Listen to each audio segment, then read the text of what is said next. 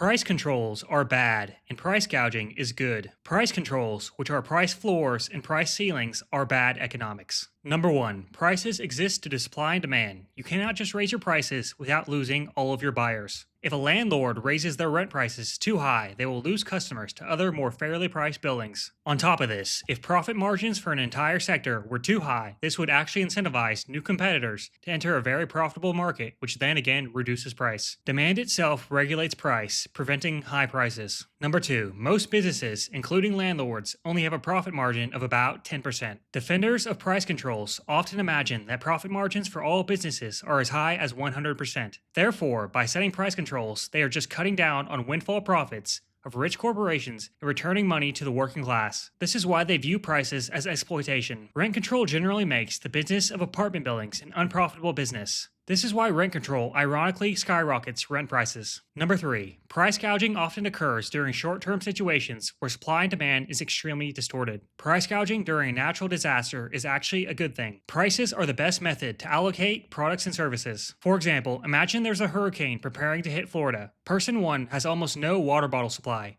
His demand is very high, and he's willing to pay $10 per package of water bottles. Person 2 has a fairly large supply of water prepared, but he wouldn't mind adding an extra 20% to his supply. His demand is low. He sees the price of $10 per package and decides it's not worth it. This allocation of supply prevents shortages and allocates resources efficiently. This is an example of price gouging leading to the most efficient distribution of supply and demand, such as during a temporary situation like a hurricane. Number 4. Socialists will never be satisfied with free market prices. When prices go up, it is greed and price gouging. When prices go down, you are squeezing competitors out of business to form a monopoly. When prices remain constant, you will be told by politicians to lower them to help working people with their cost of living. Government central planning of prices, such as in the Soviet Union, always causes massive surpluses, shortages, and negative profit margins. End product prices, such as cars, are themselves composed of thousands of input components, which change often. Not allowing a free market to manage its own prices and inventory causes economic disaster. Number 5. Scarcity is also a major factor in prices. For example, New York City has a limited supply of land, or there's only so much beachfront property in the United States. Land is an example of inherent limited supply. Number 6. Greed is a constant at all times among consumers and businesses. Prices move due to supply and demand and inflation. Prices do not move due to greedflation. Inflation is caused by government money printing. Number 7. Price controls are an invasion of property rights. For example, if the government forced you to sell your house for $1,